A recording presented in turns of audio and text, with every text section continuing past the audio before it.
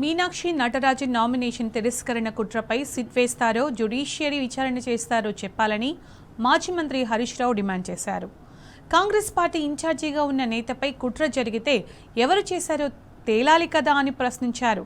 మీనాక్షిపై case ఉందన్న సమాచారం తెలంగాణ నుంచే వచ్చిందని మధ్యప్రదేశ్ మంత్రి చెప్పారని గుర్తు చేశారు. లీక్ ఎవరిచ్చారో తెలియాల్సిన అవసరం ఉందన్నారు. వర్కింగ్ ప్రెసిడెంట్ పదవికి ఒక సిఫార్సు వస్తే దాన్ని మీనాక్షి నటరాజన్ తిరస్కరించినట్టుగా సమాచారం ఉందని తెలిపారు. ఆ వ్యక్తి రేవంత్ రెడ్డికి దగ్గర అని తెలుసన్నారు హరీష్ రావు.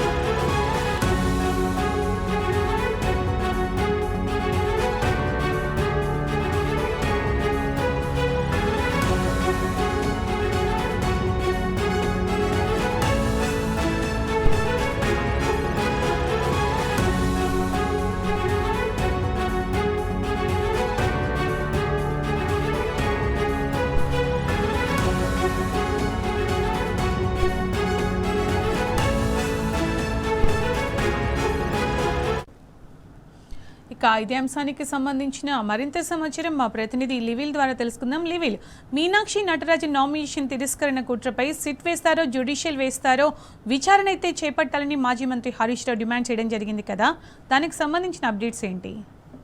వాళ్ళ ఏదైతే దేశవ్యాప్తంగా సంచలనం రేకెత్తించిన అంశం మీనాక్షి నటరాజన్ సంబంధించిన అంశం. మీనాక్షి నటరాజన్ మధ్యప్రదేశ్ కాంగ్రెస్ పార్టీ రాజ్యసభ సభ్యురాలిగా నామినేట్ చేశారు. అక్కడ నామినేషన్ కూడా వేశారు. కానీ అనూహ్యంగా ఆర్ఓ రిటర్నింగ్ ఆఫీసర్ తిరస్కరించారు. తెలంగాణ రాష్ట్రంలో ఏదైతే ఒక కేసు ఉంది, కేసుకు సంబంధించిన వివరాలు అఫిడవిట్ లో పెట్టలేదు. అఫిడవిట్ లో పెట్టకపోవడంతో ఈ కేసు అంటే అఫిడవిట్ లో కొన్ని అంశాలను పొందుపరచలేదు కనుక ఈ నామినేషన్ తిరస్కరిస్తున్నామని చెప్పేసి ఆర్ఓ ఉత్తర్వులు జారీ చేశారు. ఈ నేపథ్యంలోనే దీనిపై అక్కడ మధ్యప్రదేశ్ కి సంబంధించిన మంత్రి స్వయంగా మీడియా సమావేశం ముందు తెలంగాణ కాంగ్రెస్ కి సంబంధించిన వ్యక్తులు మాకు కొన్ని సమాచారం ఇచ్చారు, అక్కడ కేసు ఉన్నట్టు అని చెప్పి చెప్పిన నేపథ్యంలో ఇవాళ మాజీ మంత్రి deputy floor Harish Rao media chit-chat సందర్భంగా మరొకసారి మీనాక్షి నటరాజన్ సంబంధించిన అంశాన్ని తెరమించారు. మధ్యప్రదేశ్ మంత్రి రాజ్యాంగంపై ప్రమాణం చేసే వ్యక్తి నాకు మీనాక్షి పై కేసు ఉన్నది తెలంగాణ నుండే వచ్చింది ఇన్ఫర్మేషన్, అది కూడా పర్టికులర్ గా కాంగ్రెస్ నుంచే మాకు వచ్చిందన్న విషయాన్ని స్పష్టం చేయడంతో దీని వెనుక ఎవరున్నారు, దీని వెనుక అసలు రంగు ఏంటి అనే అంశం కూడా తేలాల్సిన అవసరం ఉంది. అనేక సందర్భాల్లో సిట్లు వేస్తారు, అనేక సందర్భాల్లో విచారణ పేరు మీద కమిటీలు వేస్తారు, జ్యుడిషియల్ కమిటీ అంటారు, ఇంకో కమిటీ అంటారు. ఇవాళ ఏ కమిటీ వేస్తారంటూ కూడా మాజీ మంత్రి డిప్యూటీ ఫ్లోర్ హరీష్ రావు ప్రభుత్వాన్ని ప్రశ్నించారు. కాంగ్రెస్ పార్టీ ఇన్ఛార్జిగా నటరాజన్ ఉన్నది ఆమెనే, ఆ పై కుట్ర జరిగితే తెలవాలి కదా, బయట ప్రపంచానికి తెలియాల్సిన అవసరం ఉంది కదా. ఒక ఇన్ఛార్జ్ పైన ఈ విధంగా జరిగితే దీని ఇంకా ఎవరున్నారు అనేది కూడా తెలవాల్సిన అవసరం ఉంది. ఖచ్చితంగా మీరు జ్యుడిషియరీ ఎంక్వైరీ చేస్తారా లేదంటే చిట్టు విచారణ జరిపిస్తారో చేయాల్సిన అవసరం అవుతుంది, నిజ నిజాలు బయటకు రావాల్సిన అవసరం అవుతుంది అంటూ కూడా హరీష్ రావు సందర్భంగా ప్రశ్నించారు. అంతేకాకుండా ఈ లీక్ ఇచ్చిన ఎవరో ఇచ్చారో తెలియాల్సిన అవసరం కూడా ఉంది.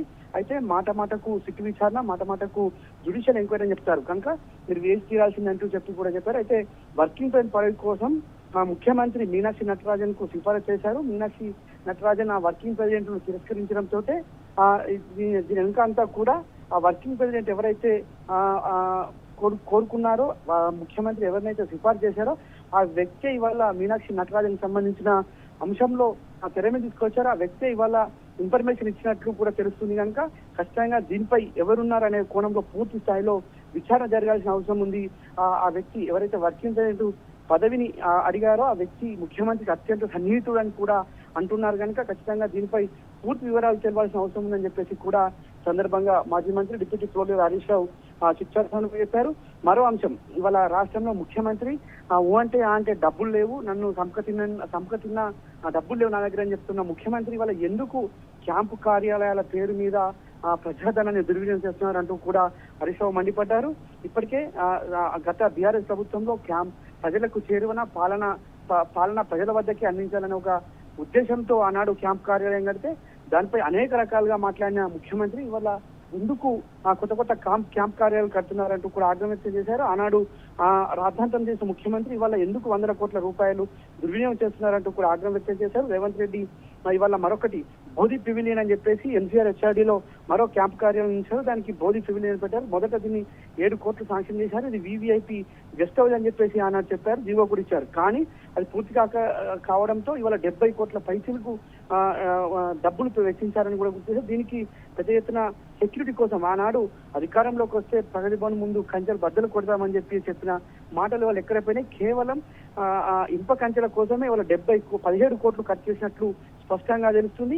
దీని వెనుక ఎవరున్నారు అంటే ఈ పూర్తిగా క్యాంపు కార్యాలయాలు వద్దని చెప్పిన ముఖ్యమంత్రి వల్ల క్యాంపు కార్యాలయాలు కట్టడంతో పాటు దాని చుట్టూ రక్షణ కవచంగా ఇవాళ ముళ్ళ కంచెలు వేసుకొని దానికి 17 కోట్లు వెచ్చించడం అంటే ఇది ప్రజాధనం దుర్వినియోగం కాదా అంటూ కూడా ఆగ్రహం వ్యక్తం చేశారు.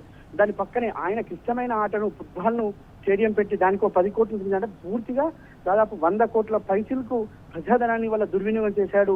ఎందుకు ఈ రకంగా చేస్తున్నారు? అంతేకాకుండా ఇప్పటికే అక్కడ ఉంటే మరో క్యాంప్ కార్యాలయం ఇప్పుడు కమాండ్ కంట్రోల్ సెంటర్ లో ఉంది. కమాండ్ కంట్రోల్ సెంటర్ రాష్ట్రానికి ఒక సెక్యూరిటీగా సీసీ కెమెరాల నిఘాను ఎప్పటికప్పుడు పరిశ్రమ చేసేందుకు పోలీసు వ్యవస్థకు ఎప్పటికప్పుడు సమాచారం ఇచ్చేందుకు ఏర్పాటు చేసిన కమాండ్ కంట్రోల్ ను ఇవాళ వాడడం వల్ల పోలీసులకు ఇబ్బంది అవుతుంది. పోలీసు సౌకర్యవంతం లేకుండా ముఖ్యమంత్రి పదే పోవడంతో సెక్యూరిటీకి ఇబ్బంది అవుతున్నట్టు కూడా చెప్పారు. ఇదే కాకుండా కౌన్సిల్ లో ఒక కార్యాలయం ఏర్పాటు చేశారు. ఫ్యూచర్ సిటీలో ఇవాళ అతను ఏదైతే గొప్పగా చెప్తున్నా ఫ్యూచర్ సిటీలో సైతం ఇవాళ క్యాంప్ కార్యాలయం హోదాలని ఇవాళ ఆయనే ఫ్యూచర్ సిటీ చైర్మన్ కూడా ముఖ్యమంత్రి ఎవరో నిన్న ఏదైతే ప్రారంభించిందో అది కూడా క్యాంప్ కార్యాలయం కిందికే వస్తున్నట్టు కూడా ఈ సందర్భంగా హరీష్ రావు చెప్పుకొచ్చారు. అంటే పూర్తిగా ఇవాళ క్యాంపు కార్యాలయాల ప్రభుత్వంగా ఇవాళ ఈ ప్రభుత్వం తయారైంది. పూర్తిగా ఇవాళ పాలన అంతా కూడా అస్తవ్యస్తం అగమ్య గోచరం అయిపోయిందంటూ కూడా ఆగ్రహం వ్యక్తం చేశారు. ఇన్ని క్యాంప్ కార్యాలయాలు ఎందుకు ఎంతమంది ఇబ్బందులు పడుతున్నారో గుర్తుపట్టుకో రేవంత్ అంటూ కూడా చురుకునందించారు. అయితే ఫీజు పేమెంట్ చేయమంటే డబ్బులు లేవు, రైతు బంధు వేయమంటే డబ్బులు లేవు, రైతు రుణమాఫీకి డబ్బులు లేని ఈ ప్రభుత్వం లక్షల కోట్ల 100 కోట్లతో ఇలా క్యాంప్ కార్యాలయాలు ఎలా నిర్మిస్తున్నారు అంటూ కూడా సందర్భంగా డిమాండ్ చేశారు.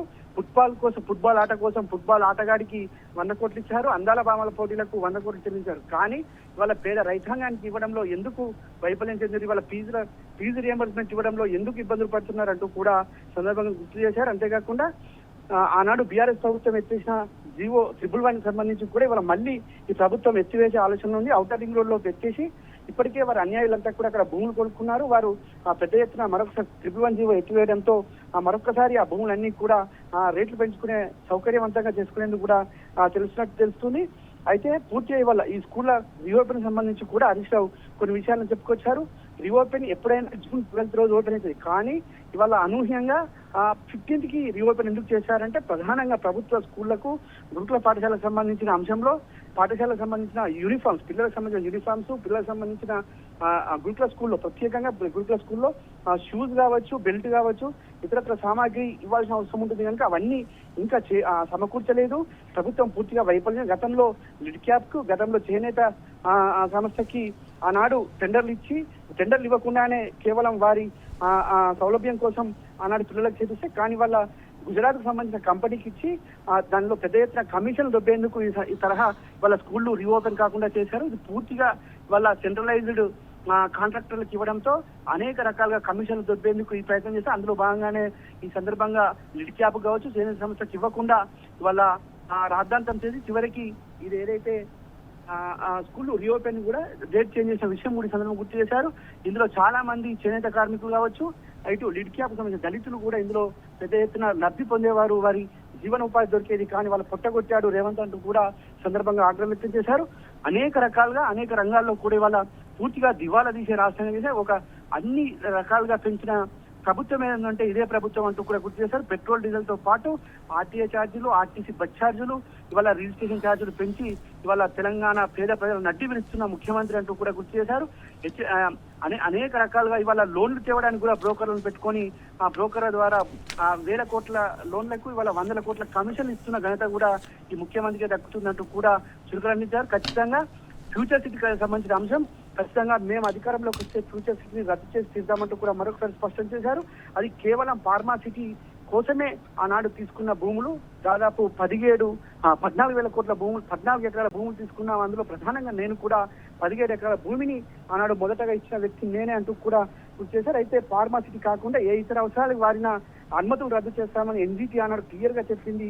పర్యావరణ అనుమతులు రద్దు చేస్తామని చెప్పింది కనుక ఫ్యూచర్ సిటీలో ఫార్మా రంగం కాకుండా ఇతర ఏ రంగం పెట్టినా ఖచ్చితంగా అది రద్దు చేసే అవకాశం ఉంది, పూర్తిగా రద్దు అవుతున్నట్టు కూడా ఈ సందర్భంగా గుర్తు చేశారు. అయితే జర్నలిస్టులకు సంబంధించిన అంశం కూడా 100 కోట్లు ఇచ్చిన ప్రభుత్వం, ఏకైక ప్రభుత్వం బీఆర్ఎస్ ప్రభుత్వం ఆనాడు సంక్షేమ నిధి కోసం 1000 కోట్లు ఇచ్చి ఆ జర్నలిస్టులను ఆదుకున్నానని చెప్పేసి కూడా గుర్తు చేశారు. ఇవాళ అనేక రకాలుగా ఇవాళ పూర్తిగా జర్నలిస్టులకు స్థలాలు ఇవ్వడంలో ఎవరు అడ్డుపడట్లేదు. కానీ ఆ ఫ్యూచర్ సిటీలో ఇస్తానంటే ఖచ్చితంగా ఇక్కడ భూములంతా కోల్పోయే దుస్థితి ఏర్పడుతుంది. భూములన్నీ కూడా ఇవాళ మళ్ళీ ఎవరైనా కేసు వేస్తే ఇక్కడ అడ్డుపడే అవకాశం ఉంది కనుక పాత భూములే ఉన్నాయి, పాత భూములు ఇవ్వడంలో ఇబ్బంది అన్నట్టు కూడా సందర్భంగా చేస్తే పాత భూములు ఇస్తే తప్పేంటి, పాత భూములకు వచ్చిన సుప్రీంకోర్టు తీర్పు అడ్డంకి ఇవాళ ఫ్యూచర్ సిటీలో ఇస్తే రాదా అంటూ కూడా చిరుకరించిన మొత్తానికి అనేక విషయాల్లో ఇవాళ బీఆర్ఎస్ మాజీ మంత్రి డిప్యూటీ ఫ్లోర్ లీడర్ ప్రభుత్వాన్ని నిలదీశారు. ఇప్పటికైనా ప్రభుత్వం పునరాలోచన చేసి అన్నిటిపైన మ్యాన్ పవర్స్ లో నిరుద్యోగులకు పరీక్ష ఫీజు కూడా పెంచిన ఘనత ఈ ప్రభుత్వానికి దక్కుతున్నట్టు కూడా చురుకులు అందించారు. సునీత.